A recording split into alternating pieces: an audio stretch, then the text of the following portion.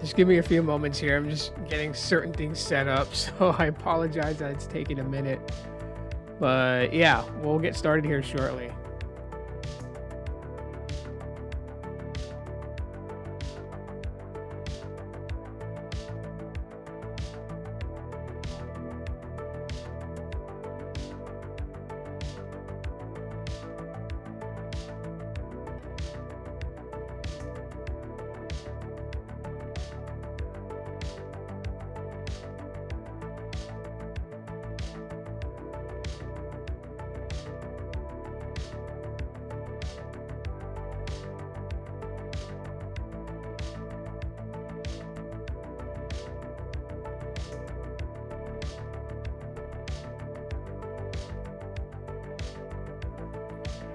I was not prepared for this. Honestly, I wasn't. And I probably should have did like a test.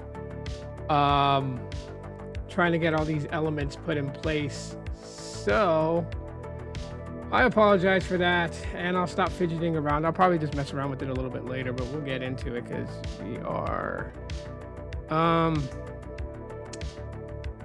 yeah, we're a good little bit of ways into the live stream. So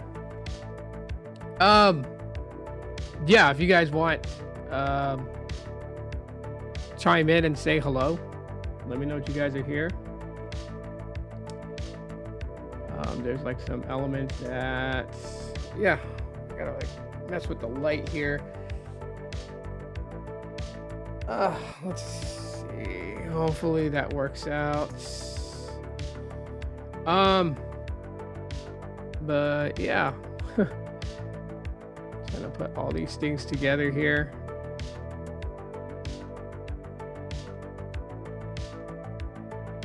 At least that way,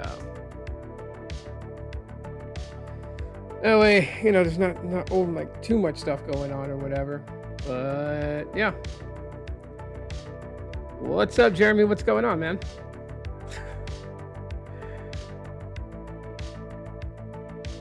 Oh geez, how are you doing? Do you have the US mobile logo as your chat, like your chat, your YouTube channel profile pic or whatever? I'm noticing that right now.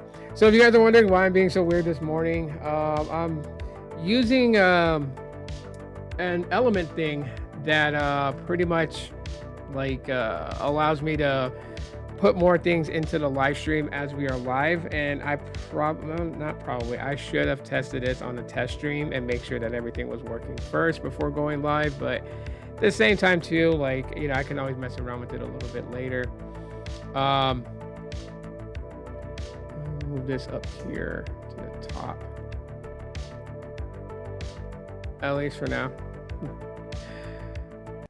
At least for now. But here we go. Yeah, so I figured, you know, I probably shouldn't have used the Pixel 6. I don't know why. I wonder if moisture got into the Pixel 6 and why the camera's like this, because it looks like it's like fuzzy and hazy a little bit and like it's not really focused. And yeah, so I'm thinking that that's what happened. Okay, let's close that out real quick. Let's close this out real quick.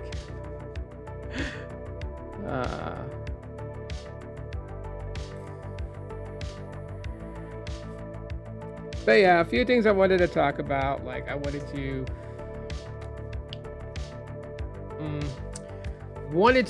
just kind of go in on if like things that I want the Pixel 11 to have, wish list type of thing, and would love to get your guys's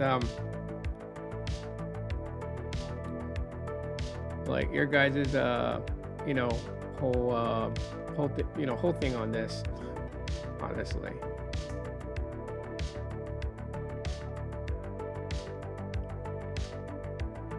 Like, yeah, so you guys can comment your thoughts, what you would like to see the Pixel 11 have, that type of thing, as I'm going through all of this here. Oh man, like, ugh, things are just a little weird this morning. So yeah, anyways, gotta get rid of some of these things. I mean, I did some live stream tests earlier.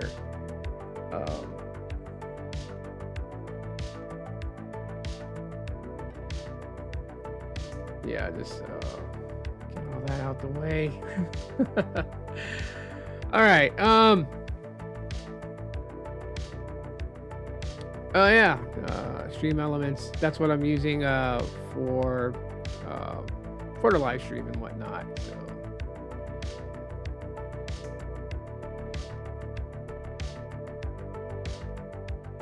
There we go. That looks like that fixes the chat a little bit. So that way the chat will pop up over there, and I'll get it worked out where I can have like the background of the chat right here, more like the background transparent, so it's just comments appearing. Right now I put it in a white box just so that way, yeah, everyone else, you know, that's watching the live stream can see the chats. Anyways, good morning to everybody. Good morning. It's Saturday, February 7th, so we're already in the second month of the year. So yeah, we got 10 more months left before 2027. That's crazy in the amount of how fast things are going, how fast everything is moving. It's super crazy. So anyways, yeah, Pixel 11. Probably end of July, beginning of August, maybe. I think some people are speculating that that's what it's going to be. I'm not entirely sure. But what I will say is, regardless of what month it releases, here are some things that I feel like that Pixel is going to need in order to remain competitive, right? Like they've kind of built the momentum behind them. Yes, people will nitpick and tear apart the Pixel 10s. And you know what? They always say, bad press is better than no press. So even if people are, shouting out like some negative stuff about the Pixel 10, you really have to also think about it that it's putting the Pixel 10 word of mouth. And that's going to be the crazy thing about all of it. So now that Pixel has this momentum behind them going on, and they have people talking about it, like, yeah, the enthusiasts will always talk about Pixels, but we're talking about like the non-enthusiasts, the non-techies, and just people out there in general. They are talking about Pixel 10, whether it's good or bad. Now that they have the attention, it would only make sense that that Google capitalize on things that they've heard the enthusiasts talk about. That's much needed changes. Like they do need to change the storage capacity on the Pixel 11. They need to make it 256 starting out base. They do. The fact is like, yes, I'm using my Pixel 10 and I'm going to use it for a long time. I do know the one thing that I'm probably going to suffer from is storage capacity. So a lot of things that I do are backed up on cloud. A lot of things that I have are stored on cloud, and that's a dependence on the server holding my data, and that could be good or bad. But for the most part, it's known that apps are getting bigger. It's known that storage is going to run out quicker. 128 is becoming the equivalent of how we felt about 64 gigs prior to the base becoming 128. And 256 will eventually probably become obsolete by the time that the Pixel 10 is really at the end of life. Depending on how much stuff that these social platforms put in to the development of their application with features and stuff like that they're going to implement in, like AI and stuff like that. Like that to me in general is one of the biggest concerns, and the reason why that it's not about copying iPhone 17 with the 256 base start out, or OnePlus with that. Like they know customers, right? They know their customers, and they know what the future is going to hold. And I never really understood this about Pixel, right? I'm a big fan of Google Pixels, but I just never really understood that why they are okay being a step behind everybody else. Like, this is another case point proven that the Pixels are passive aggressive. They are a passive aggressive entity. I mean, they want to compete against the iPhone, so they make all these ads like best phones forever and all that. And you know, they kind of poke at Apple for not implementing RCS and all this other stuff. Like, we get it, we totally get it. But then, you know, there's a thing of like, you know, why aren't you directly competing? You know, if you could do something ahead of the competition, it puts you in the front runner for it. Nobody remembers really second best, right? Like, that's the absolute truth on that.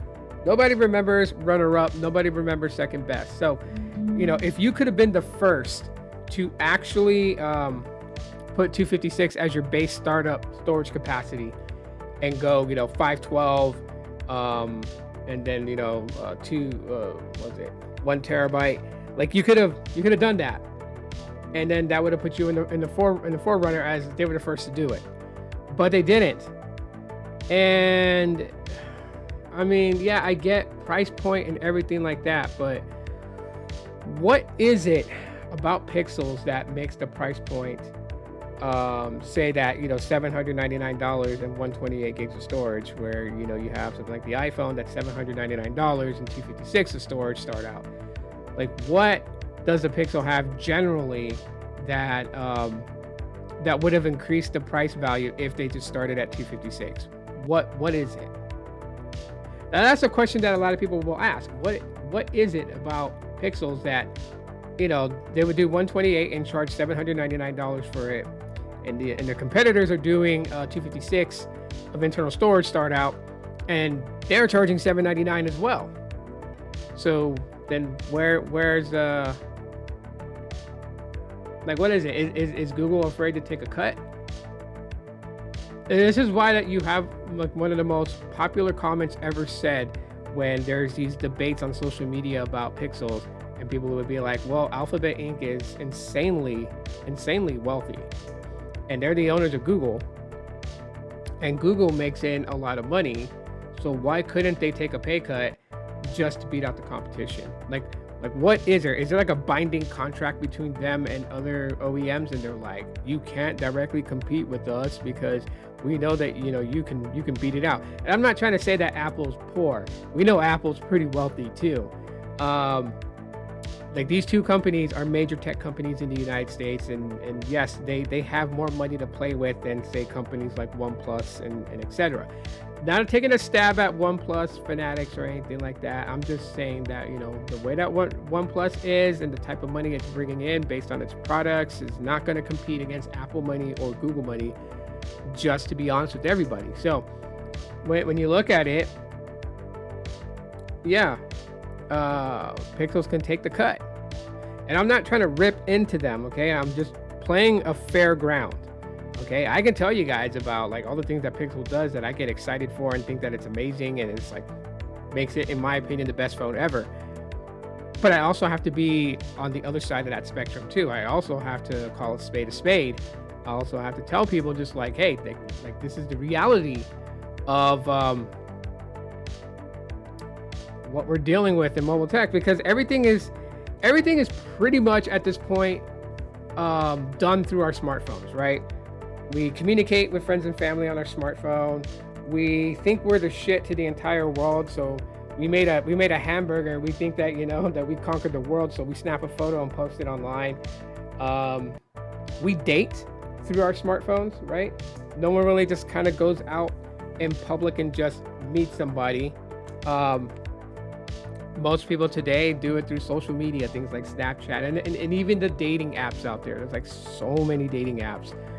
And it's like, man, you know, the fear of rejection, the shield comes in the form of a dating app. where you'll still get rejected, but it's not a public thing, right? It's not like if you went up to somebody and you started talking to them and then they were like, "Ew, you're butt ugly." And then you're like, "Oh shit," everyone can see it. It's nothing like that, right? So like everything's done through our phones. Banking is done through our phones. Shopping is done through our phones.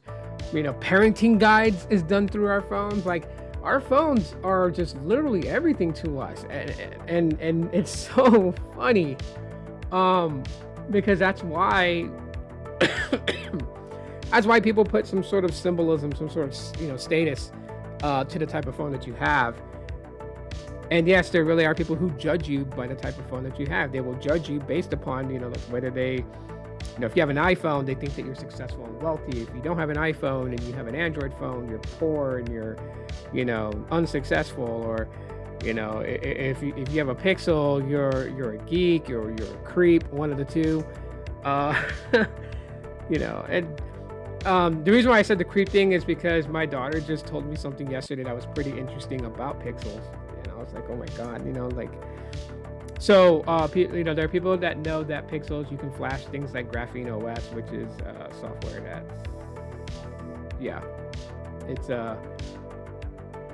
it's pretty private and secure, right? And, the thing about it is like, because it was told, I think it was on a live stream yesterday, that's where I first heard it. And then, so I had to confirm it with my daughter. And my daughter told me, like, yeah, people that see you with Pixels think you're a creep because you can do so much, you can have so much privacy there that they think that you're a creepy adult, trying to talk to people that are not the same age as you. Let's just put it that way. And I was like, wow, I didn't know that. So I'm like thinking, like, if I'm walking in public with my Pixel, does that mean that people think I'm a creep? Because I'm married, and happily married, and yeah, I have kids, and I'm protective of my kids, very protective of my kids, and so. But it's just funny, right? Like status is attached to smartphones. You're on a Samsung, and people think that you're very business oriented, like one of those power people in play in corporate America. Like it's so weird how a status can be attached to a phone, but that's the way of it, right? Like that's just how things rolled as smartphones got into everybody's hands, right? Like remember way back in the day, everybody wanted a smartphone. Everybody wanted like an Android phone or an iPhone, right? Like we had phones like the Samsung Instinct, which had proprietary software but tried to compete against the iPhone way back in the day. And then you had like the LG Rumor Flex, LG Rumor Touch. They're just all these different types of phones that were competing against smartphones. And like people that spent a lot of money got a smartphone. People that spent what we spent on mid-range devices, got a feature phone. And feature phones were like, they were amazing, but also they died pretty quickly. I'm not talking about battery life. I'm talking about like the need for them. Buying a feature phone way back in the day, and if you got on the most basic plan for talk and text, then that was cool. But then there was features that the feature phone had that you wouldn't be able to take advantage of. Now, if you did take advantage of those features and your plan was set up and built for that, what up, Anthony?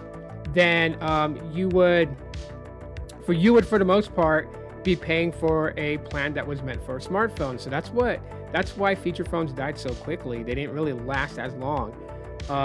Because in order to use the Twitter interface, the Facebook interface on a feature phone, you would need a plan that was basically built for smartphones. But it wasn't too long after that smartphones pretty much started, becoming the norms in everybody's hands, whether you got the most expensive one of the year that was out and available, or you got the most cheapest one, which, you wanted to pull your hair out and throw the phone because, this is what left a bad taste in people's mouths when it came to Android, because they walked into a store and they saw, oh yeah, you can get this Android phone for free, and they thought Android phone for free, and they decided to go, and then it was like, it totally sucked. The phone was very bad.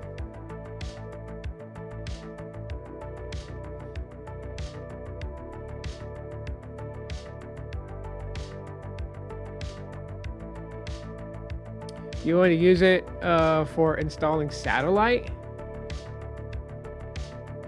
What do you mean installing satellite? These newer phones have that, you know, natively built in. Honestly, they have it natively built in. So yeah, I mean, it's through your provider.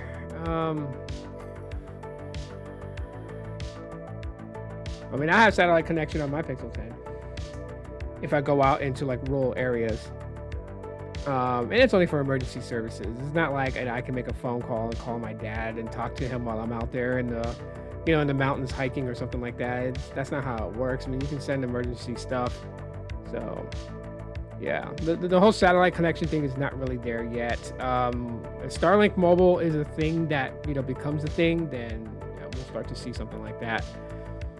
You know, Elon on his way to go to the, you know, to the auction thing. To basically buy Spectrum and to probably become the 4th carrier with Starlink Mobile. I mean, there's a lot of elements that's pointing towards that.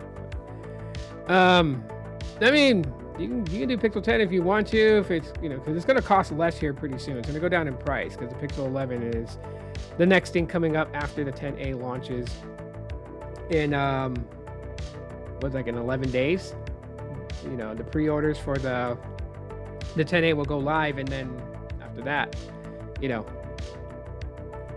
yeah, we wait on the Pixel 11. So if you want the latest and greatest, the newest out there, then you might as well wait for the 11. But if you're like adamant on getting the Pixel 10, then get the Pixel 10. If you're gonna ask me about pros and cons on the Pixel 10, just check out my Pixel 10 videos. They're on the Pixel Sideload channel. So yeah, you can go to that channel. I got some specific videos for the Pixel 10 there. So that way I'm not regurgitating the same thing I always say about Pixel 10s. But yeah, for Pixel 11, yeah, we need higher storage capacity to start off with, 256. If it's less than that, I already can tell people are gonna flame the shit out of the Pixel 11. It's not gonna be a good look. Another thing is the cameras. So the cameras on the base model, I'm okay with. If they repeat the same thing, maybe not, you know, not for the telephoto and for the ultra wide, they can keep the main sensor at 48 megapixels. If the Pixel 11 Pro is going to have a 50 megapixel, like, you know, I'm not oblivious to the fact that, of course, the base model is going to have a lower spec camera compared to the Pro model, because if they have the same exact camera sensor, then what's the point of the Pro model existing? And people got to remember that. Like, I know it's so quick to be like, okay, we'll get rid of the Pro model. Okay, well, you get rid of the Pro model, but there were people who don't want an oversized large phone, right? For many years, Pixels have always had a smaller base model and then an XL model. And if they return back to that format, then, you know, they're only going to shoot themselves in the foot. Like, for example, I have the Pixel 7 right here. Okay, now you see that it only has 2 camera sensors on it. The 7 Pro has 3 camera sensors on it. Now, I know that they could go with the base model like they did with the Pixel 10 and add a 3rd sensor to it, telephoto. But there's a reason why that Google did that in the first place with the Pixel 10. They did it because for so many years, their moniker was basically photography from a smartphone. And, you know, it's been said for many years, like, okay, you know, but you force people to get the XL model because the XL model has a telephoto lens for so many years. And so with the Pixel 10, they finally did it. They did it where you got a main shooter, you got an ultra wide sensor, then you got a telephoto sensor. But they had to make it to where the Pixel 10, you know, wasn't overlapping on the Pixel 10 Pro. There were people who wanted a Pro version and kept it small form factor. They didn't want an XL size. That's why the Pro models exist. That's why Google's formula switched up from doing a base and an XL model to a base, a Pro, and a Pro XL. And then, of course, they threw in foldable tech with their partnership with Samsung, and so they now have a foldable Pixel. And that's the thing.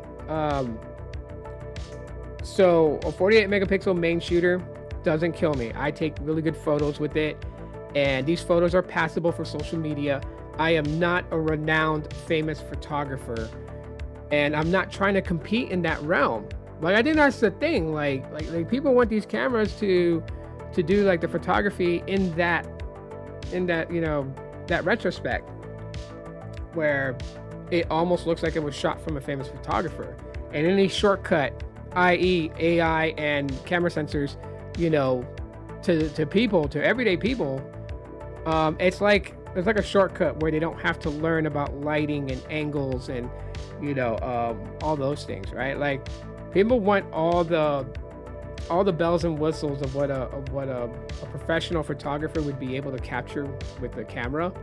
They want that in just a point and shoot scenario. And I hate to buzz people on this, because I do have an interest in photography.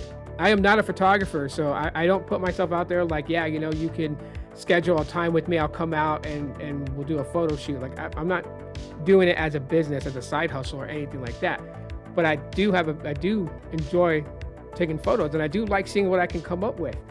And so it's just a passion of photography. And no matter what or how good of a camera you have, sensor wise and everything, you're still gonna have to learn about proper lighting. You're still gonna have to learn about shadows. You're still gonna have to learn about structures, angles. You're gonna have to still know those things to get that type of photo.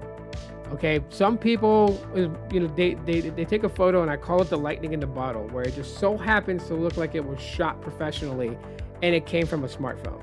My Hanai brother, he can do that. Like, he's had mid-range phones, he's had flagship phones, and he takes these really badass photos with his smartphone and he posts them on Instagram.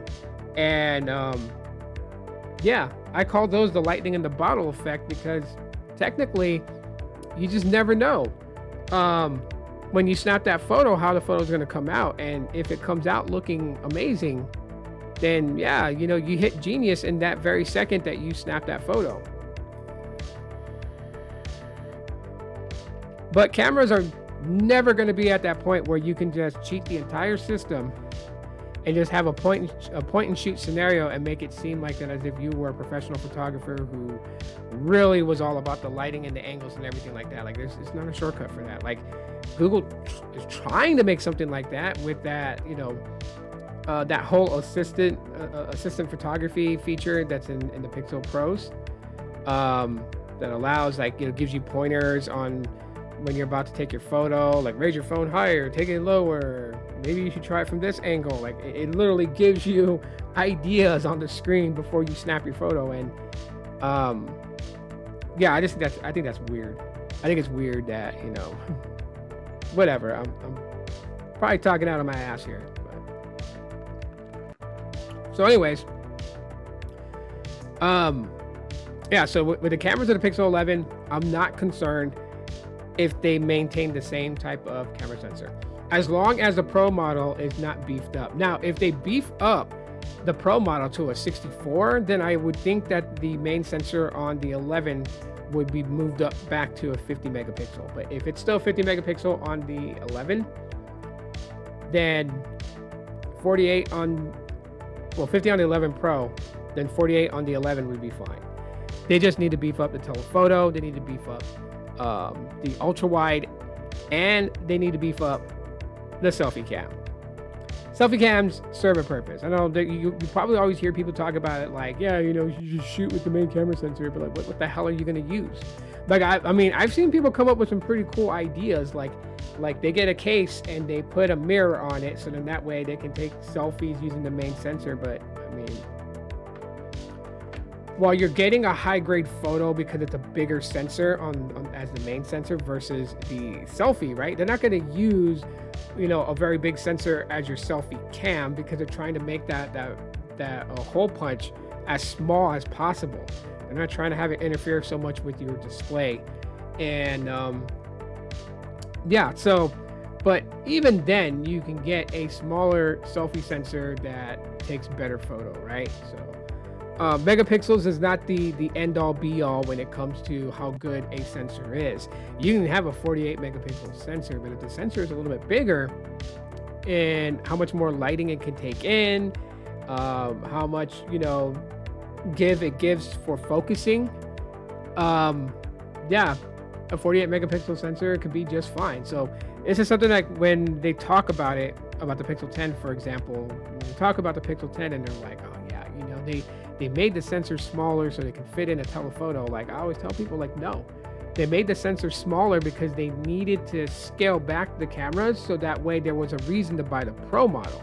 I don't care. People can argue with me all they want and be like, no, they did it so they could put a telephone. And look at the Pro model, okay? Look at the Pro model. It fits 3 sensors in there anyways, and it's the same dimensions as the regular Pixel 10.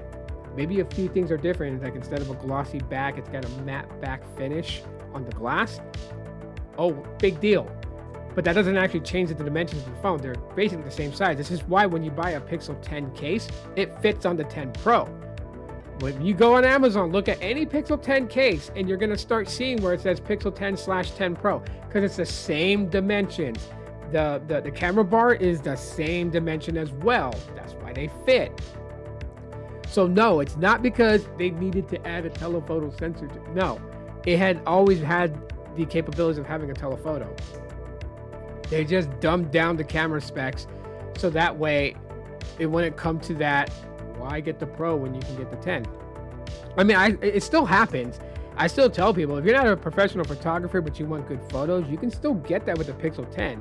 Shooting photos with the Pixel 10, whether it's through the main sensor and the ultra-wide sensor or the telephoto sensor, is not like you're shooting from a potato with the 10 and then it's crisp and clear on the Pro model. Like, no, I shot photos of the full moon and got detail of the moon's surfaces with, you know, the way AI fixed the photo, because that's what the ProRes zoom even on the 10 Pro does, right?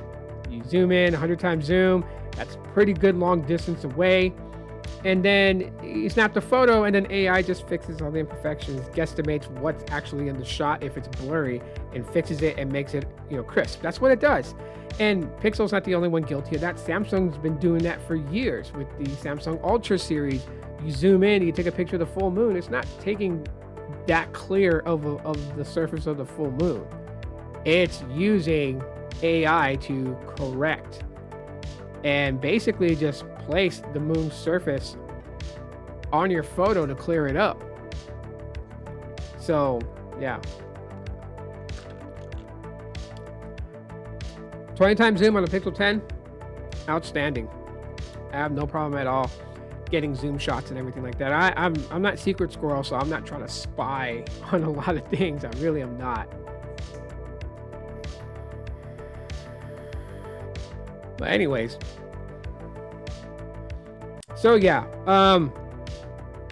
the cameras, not a big deal. Battery, I do want the battery to switch up. I do want them to start leaning into silicon carbon. Silicon carbon batteries obviously like do so much better than lithium ion. Okay, I'm not gonna say that they're 100% safe compared to lithium ions, but slightly.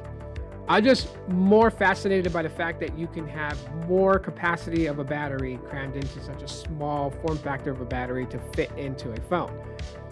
This is definitely going to be very helpful going into the future, because phones like what I'm using right now as a secondary device, the Galaxy S22, which I really like this phone, honestly runs out of battery pretty quickly. Yes, I'll give it that. That's the only like terrible thing about the S22 is that it runs out of battery fast. Screen on time that I get on it is about 4 hours. That's not that very good compared to like my Pixels, right? If I use a Pixel 9a and a Pixel 10, they outlast the Galaxy S22. And if I use a Galaxy S22 as a solo device, carry in pocket and everything like that, yes, I carry a power bank. I have to, there's no question asked, because you know, if I'm like consistently on the phone doing things, the battery drains pretty quickly.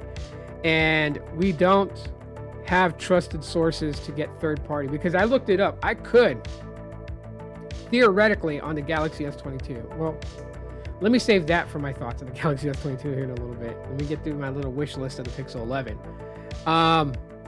So yeah, you know, the Pixel 11 battery, let's hope that they switch it up to silicon carbon. And the reason why I want them to switch it to silicon carbon to go for a higher battery capacity, like a 7,000 milliamp on, say, like on the Pro X, the 11 Pro XL, And then the 11 Pro could have like a 5700 milliamp, and then the 11 can have a 5500 milliamp. That would be solid battery. And the reason why that I want higher battery capacity is because I also want them to beef up the charging. Let's get the charging on Pixels to charge faster. These phones are supposed to be helpful and intelligent. So if you want people to be able to say, yeah, I got a Pixel and it helps me with everything, it's got to not only have the battery capacity to support it for a long period of time, but you'll also need faster charging in case, because humans are forgetful. We are forgetful creatures. I'll go to bed and forget to charge my phone, wake up in the morning and thinking like I have a full battery, and then look at it and it's like at 11%. Yeah, I gotta get my phone charged, and I throw it on the charger. And luckily, when Google decided to beef up the charging on Pixels from 18 watt to 30 watt fast charging, I bought the 30 watt fast charging brick. I have one, and so thankfully for that, it does charge up the phone quick.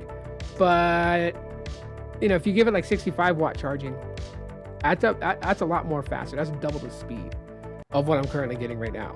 So that means that when I plug my Pixel 10 in at 11% to charge it back up, and it takes close to an hour to get it fully charged, give or take. Just imagine with a 65 watt charger what it'll be able to do.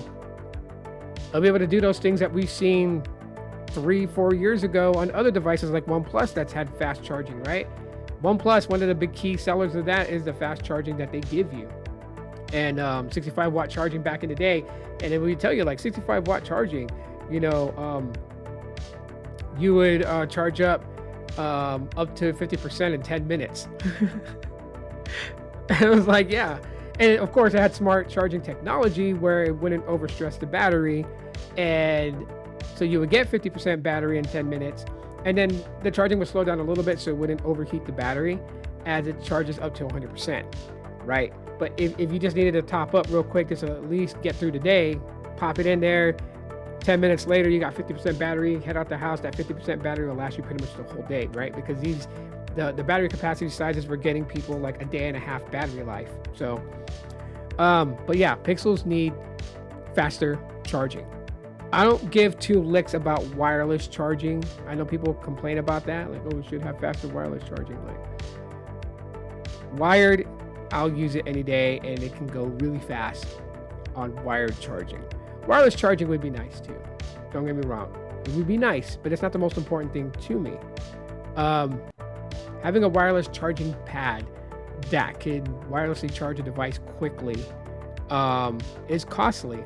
And for what? You don't carry it around with you. You carry around your charging brick and your charging cable. So might as well put the focus in that. If Google wants to nitpick about faster charging and say it's going to cost you more to have both in there, okay, fine, give us faster wired charging. That would be fantastic. Remember when real cheap phones? Yeah, I remember that. So yeah, we need faster charging and bigger battery capacity. Okay, this ain't the time for Google to cheap out and present us another $800 phone with mediocre specs. Okay, the Pixel 10 had mediocre specs that I could deal with, and it has mediocre specs that many Pixel fans can deal with. But that doesn't mean that we settled on that. Like, that's the end all be all for Pixel, and that's like the perfect settings. Like, no, we want bigger storage, we want bigger battery capacity, and we definitely deserve fast charging. And today, in the way that the world works today, everything is quick. So my charging needs to be just as quick to keep up. That's just literally what it is at this point. And of course, accessories. Like, literally some fun accessories. Google used to be very playful about things. They really did. You remember, like, I mean, my Pixel 6 I'm using as my webcam today, which I probably won't use as a webcam going further because it just seems so fuzzy. I don't get it. I don't understand what's happening with it. It just seems so fuzzy. But anyways, playful colors, right? I have the coral color Pixel 6, so it's got that darker, salmon color on the top, and then the body of it's pink with the black camera bar. And, it was playful. Google's always been playful. going back. And so I would love for them to kind of bring that funness back. Like, remember the OG Pixel had those cool, what they call live cases. So like you snapped on your Pixel OG phone, and it actually had a button in the case that was kind of like a button, and it paired with the NFC on the phone, so you could map that button on that case. Shit, I forgot what they called. I think it was called the Pixel Live case. Anyways, like it had the scenery of like one of the wallpapers as its design and stuff like that. Like, Google's always been playful with things, and so I would love for them to kind of bring that aspect back to its accessories, right? You know, I mean, they kind of still do it with the buds, with the coloring and stuff like that. That's okay, you know. But let's bring it beyond just the cases, and also improve on the Google cases. Improve on them. All right, like, I mean, they look okay, and I know they want to use recycled material and everything like that, but I'll be the first to tell you guys, ooh, like knocking stuff over. I'll be the first to tell you guys, this ain't gonna protect shit. It's just not. Okay, the way, and you would think by looking at it without the phone inside that, oh yeah, you know, this holds some form of protection, but look, there's no real good lip for the camera, even though yes, there is like, I don't know, like a 1/4 of an inch space. Because here, let's pop this in right now. Let's pop the Pixel 9a in, and there you have it. So there is a slight raise, but I still feel like if I drop this on gravel, a rock can touch that display. So I need, you know, more of a lip there.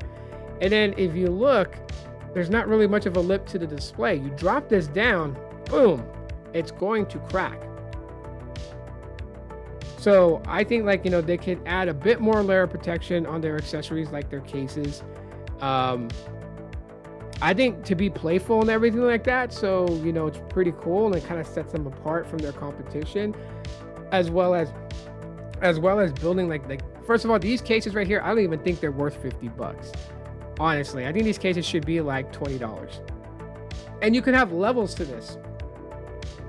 You can have you know, a more playful color scheming with this case, and it could be $25 for the case. But what if they brought back the fabric cases for the newer Pixels? How cool would that be? And in that case, you can charge, you know, $40 for that case. You can even have, you know, the cases that have like a built-in strap so you can hold your phone, you know, better with your fingers. I mean, there's so much things they can do. So like, yeah, beef up the accessories. Just kind of bring more to the table. Give more of a reason for people to be excited for Pixels.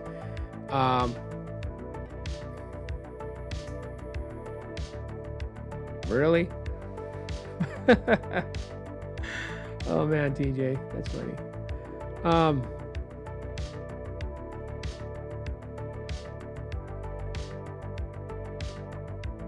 Let's see what we can do here.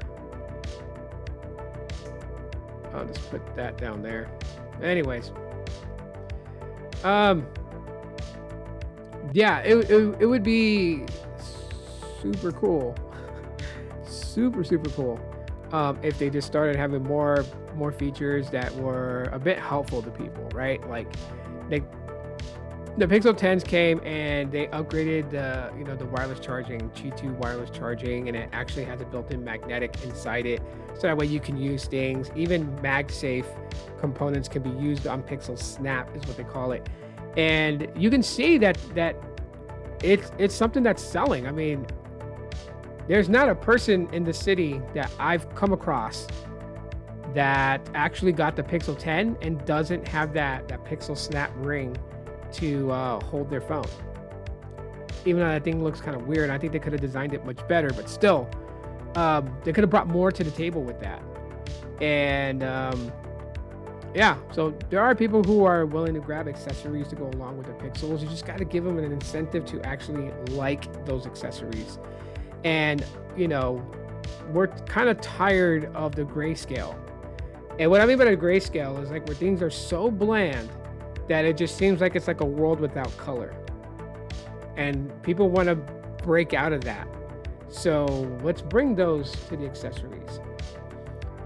I mean, if they do the things that I mentioned in my wish list, because I know there's more things that I would wish for in a Pixel, but things that would make sense where the Pixel wouldn't become this overpriced, entity. I just focused on those things: bigger battery and switch up from lithium ion to silicon carbon, faster charging, like for sure, faster charging, and bigger storage capacity. Start at 256. Hell, if you want to shock everybody, start at 512. 512 and then 1 terabyte and 2 terabyte. There you go. That's a future-proof Pixel phone that would be getting 7 years of software support that people would absolutely enjoy, purchase, hold on to for a long time. And I know that defeats what they want to do. They want to sell these phones. That's what they want. That's why they make them. They make them to sell them. They don't make them to like sit pretty on the shelves. But I digress from that.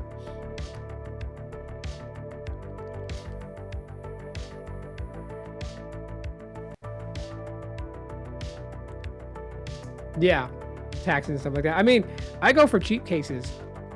This is the case of my Pixel 10. This is from KW Mobile, which, cheap company. This case costs $7, and it feels good. I like the way that it feels in my hand. It's got a little bit of lip to it, you can see, and I have a screen protector too on my Pixel 10. So I ain't taking any damn chances. Cutouts are nice for the microphone, speaker, and for the USB ports. Buttons are responsive. And the cool thing is that I got a strap here where I can just hold it in my hand like that, so my pinky's not like wrapped around the bottom. So my fingers can relax and I can just use the phone. And this thing doubles up as a kickstand to put on my desk. So to me, that is pretty cool. This thing costs $7, right?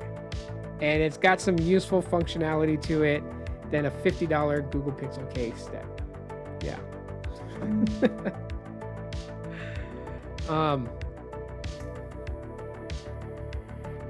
Anyhow, so for those that catch the replay, comment your wish list of things you want the Pixel 11 to have, and there's no boundaries to it. You don't have to be realistic to it. If you say that you wanted to have a 500 megapixel camera sensor on it, go ahead.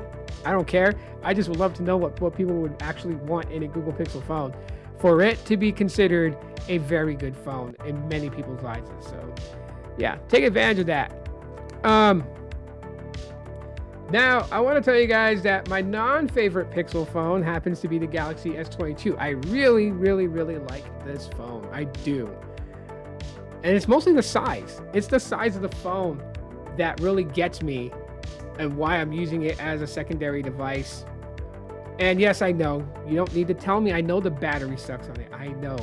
I make the battery work for me every day, and that consists of charging it up when it's really low or carrying a power bank with me if I leave the house. Now, for the most part, okay, like I said, like the battery sucks. The battery is not terrible, okay? The battery does not die quickly in the essence, like if I'm on it watching YouTube videos. Like there's days where I have a lazy day and I don't want to go out of my room and I just chill in my room all day. Maybe I'll doom scroll through YouTube for hours and the battery's not going to die that quick. But you do see it rapidly depleting. Where I can doom scroll on my Pixel 10 for a couple of hours, knowing that when I'm done, when I snap back to reality and get up and go, I got a good amount of battery to continue on through my day. This one, I doom scroll for a couple of hours. I could leave the house afterwards and have battery to use it. I just know that when I'm out and about, it's going to die at some point. So I am going to have to top it up. I am going to have to plug it into the charger in the car or carry my power bank. And so if I play Pokemon Go, which is one of my favorite mobile games to play, I'm definitely going to have to carry a power bank because that's going to kill the battery pretty quickly when you're running GPS, the game, the graphics. That'll kill the game pretty quickly. So basic usage, which is like social media and media consumption, screen on time, I'm averaging about 4 hours and 20 minutes, 4 hours, 27 minutes at best. If I'm really doing heavy stuff, like if I record a video in 4K 60 frames and I'm editing it with light editing apps like Instagram Edits or YouTube Create, and I can probably do 2 videos that are like 5 minutes long at max, high resolution rendering, and then the phone is like at 10%. Like it eats the battery fast. Now, I've seen on websites that they have higher capacity batteries that are third party that you can buy and install on your phone. The only thing that pisses me off about that when doing my research on it is that if I wanted to get a 5500 milliamp hour battery that claims to fit in the Galaxy S22, is that I can go to a repair shop, bring the battery in, just say, hey, I have my own battery, can you guys install it, and just pay them the, the cost of labor of swapping the battery out and putting a fresh battery in. But it's not just as simple as plug and play. This is probably why I was ticked off about 5-6 years ago when Project Ara died. See, Google was trying to build a phone that was modular, a real modular phone that you can swap out components as the components would be upgraded. The phone really didn't need to be upgraded. And if you wanted to upgrade the internals, you could buy those parts. So it was like basically a Lego put together phone. You can upgrade the display, you can upgrade the CPU, you can upgrade the GPU, you can upgrade the camera sensors, you can upgrade the battery. And that's why I wanted a modular phone like that, because I could buy the base Ara phone. Maybe it came with like a 2500 milliamp hour battery back in the day. That was considered big. And then which phone has a better call phone signal? Pixel 10. Where was I going with it? Yeah. So, if like the Project Ara phone had released, if we had it today, 2500 milliamp was big back in the day. It's not going to be anything nowadays. So you'd actually go and just order you a larger capacity battery for your Project Ara phone. Power off the phone, switch the piece out, put the new piece in, is what the idea was. Power the phone on, you would get an alert letting you know that you put in a new battery with new capacities, and it needs to be optimized to understand the capacity of that battery. And then you click yes, and it would just run a diagnostic, and it'll be able to tell like what the capacity is and the charging speed and all that other stuff. And then boom, you just be good to go. Head onto your home screen and go about what you normally do on your smartphone. And I know the reason why that Project Ara died and why no one really wanted to gravitate towards it, why a lot of mainstream industries didn't want to follow in it, was literally because they knew that if you can swap components, yeah, sure, they can sell components, but then again, maybe a battery component would be like $120 or less, right? Versus what do some of the most expensive smartphones today cost? Almost $3,000. Yeah, they didn't want to have a modular phone. They never did, and that's what absolutely sucked. I don't think phones are ready for satellite service. Yeah, I mean, there's a lot of those things in play. That's why, like, with what Elon is doing with this potential Starlink mobile is going to be very interesting. I don't know if it's going to be exactly direct to device. It could be direct to a device he has that puts out signal, right? So like satellite to tower to phones. That's a possibility. But I don't know about directly to phone, but we'll see. Technology moves forward, so if they got the brains to figure it out and everything like that, then that would be absolutely cool. And yeah, we'll just have to see what happens. So anyhow, that's why Project Ara never came to be a thing, and it sucks. However, I do see that there's third-party batteries for this, but you can't trust those. Like, I've watched countless videos where people are like, I'm going to do a battery swap on my Galaxy S22, and they bought a third-party battery that fits in the S22, and it was supposed to be like a 5200 milliamp hour battery or some crap like that, or 4700 milliamp, one of those two. And they put it in, and of course, when you put that battery in, the phone pretty much recognizes it's supposed to have a 3700 milliamp hour battery. So if you just put the battery in and then put everything together without calibrating the phone to understand that it's got a third-party battery with a larger storage capacity, then it's not going to have accurate battery reading. So you have to optimize it. You have to calibrate the battery to the phone. But then there's people that take that same third-party battery and actually run a true test on it and find out that all you really got was a 3700 milliamp hour battery. You just got a fresh replacement. You didn't get a 4700, 4500, 4100 milliamp hour battery. And yeah, so you can't trust third parties. Anyone can just say, yeah, this is a 4500 milliamp hour battery. You run the test and yeah, boom. Not good at all. So my hopes of like getting a larger battery and going to my friend's shop here and having him go ahead and do a battery swap just got killed with the amount of fraudulent third-party batteries. And I really would love if there was a genuinely like trusted, good, yes, this is a 4000 milliamp hour battery that fits in the Galaxy S22. I would love for there actually to be a company that does that. Because this is a really, really good phone. I really like the Galaxy S22. I know it's an old phone, it's not the S25. I mean, I'm getting people on threads that's like, yo, get the S25. I would love to hear your thoughts. I would love to get an S25 and whatnot, but not for a while. And the S22, the size of the phone is what really, what really captivates me. I know it's at end of life. It's not going to get One UI 9. The last update this will get is One UI 8.5, and that's it. And I'm okay with that, to use this for a couple of years. But the size of it is just like, ugh. So, I mean, like, yeah, people would be like, well, just get the S23 or get the S24, like I could do that. But those have a different design. Like the design of the S22, I like. The camera module on it, I like. When it went to this, 3 camera sensor rings, it just kind of looked plain. Of course, you can tell that they're bringing back camera modulars because you look at the S26s and the way that they look. Yeah, you definitely can see that there. So, but the S22 has been fantastic so far. It's just the battery is the only thing that's really shit on it. So I mean, and I can make it work for me. Power bank, charging up periodically, just to be able to use it. And then of course, I can get longer standby time on it only because when I use 2 different phones, right? If I'm carrying my Pixel 10 and the S22 as I go out, I'm on my Pixel 10, I'm not using my S22, so there's a lot of standby time that it racks up. But yeah, for the most part, it's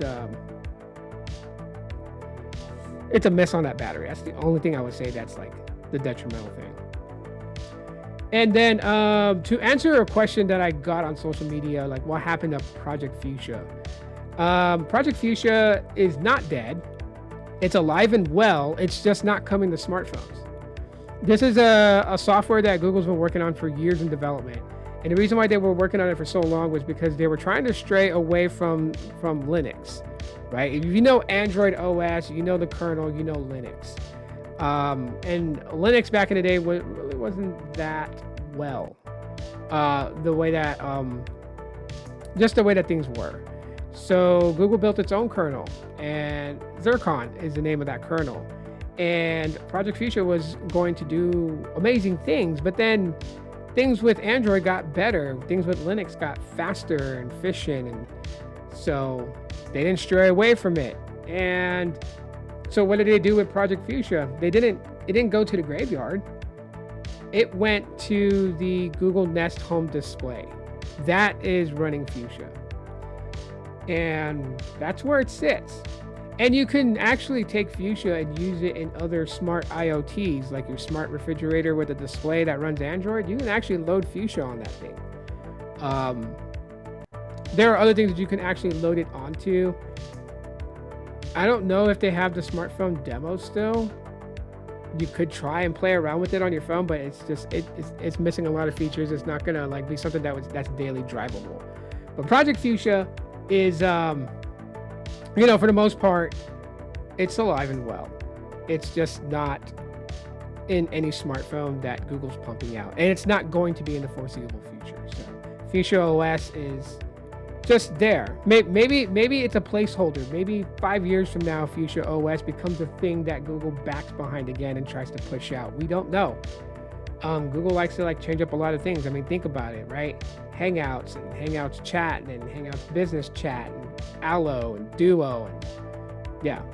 How many times has Google done things and redone it, and then killed it, redone it again? So we could see Fuchsia OS in the future. But that's just to answer that question about Fuchsia. Where is it at? What happened to it? That's what happened to it. It's alive and well. It's sitting in a Nest home display smart speaker. And if you have one of those, then you have Fuchsia already.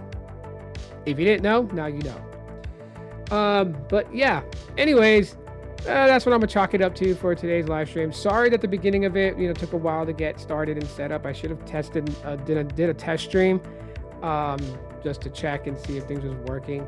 I'll get the layout and everything figured out when it comes to widgets and stuff like that.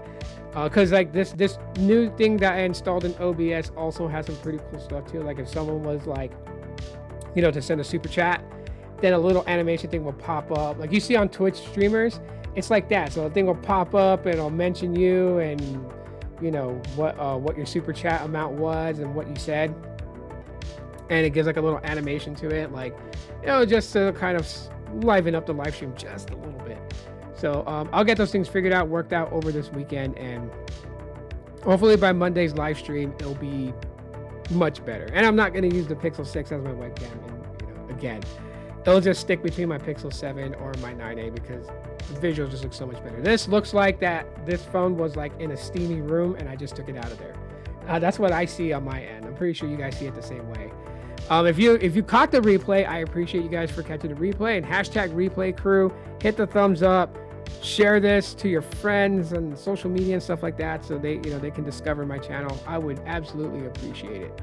But yeah, I appreciate it, Anthony. Thank you so much.